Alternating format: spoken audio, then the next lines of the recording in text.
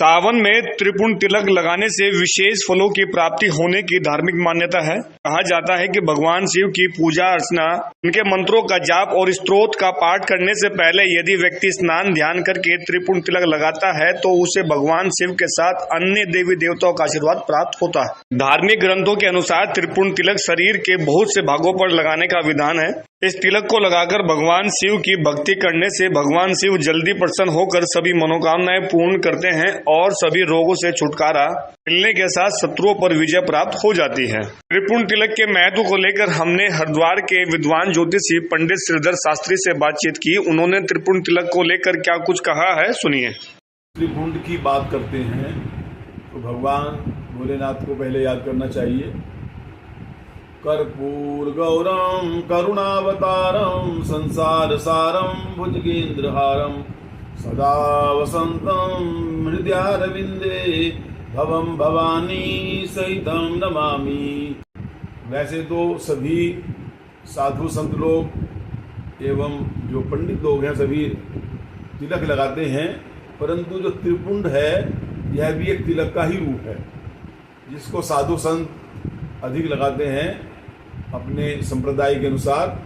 और जैसा कि अब श्रावण मास प्रारंभ हो रहा है तो हम देखते हैं भोलेनाथ जी का चित्र, उनके मस्तक पर भी त्रिपुंड लगा होता है।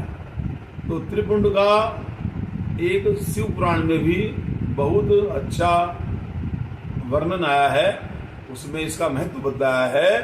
जो त्रिपुंड होता है, त्रिपुंड में 3 लकीरें होती हैं, प्रत्येक लकीर में अर्थात एक लकीर में 9 देवता का निवास होता है और 9 3 27। इस प्रकार से तीनों जो हमारी लकीर है, रेखाएं हैं, उन तीनों में 27 देवताओं का निवास होता है और 27 देवताओं की कृपा हमारे ऊपर बनी रहती है।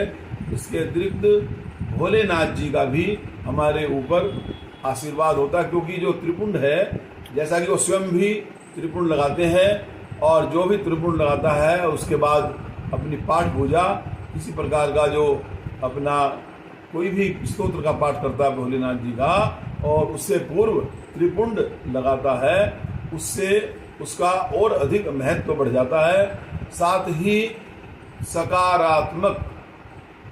सकारात्मकता आती है, हमारे मन में एक आध्यात्मिक शक्ति का संचार होता है और अच्छे विचार हमारे हृदय में समाहित होते हैं। इसके अतिरिक्त क्या है, जो हमारे अन्य अंग हैं, तो 32 अंग हमारे और भी हैं, उन पर भी शिव पुराण में जो उन अंगों पर भी त्रिपुंड लगाने का महत्व है। जैसे कोहनी है, घुटना है, बिंदी है। इसके अतिरिक्त हमने जो हमारी दोनों आंखें हैं ना, उनके मध्य भाग में नासिका पर मिली अन्य और अंगों का जो वर्णन किया है, तो 32 अंगों पर इस त्रिपुंड को लगाते हैं। ऐसा जो अपना शिव पुराण में इसका महत्व बताया है।